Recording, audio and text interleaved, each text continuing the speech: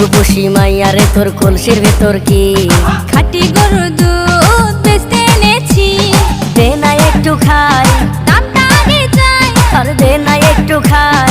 দামটা আগে চাই, তোদের মতো ভিড় খাওয়াদের চেনে রেখেছি। ও রূপসী মাইয়ারে তোর কলসির ভেতর কি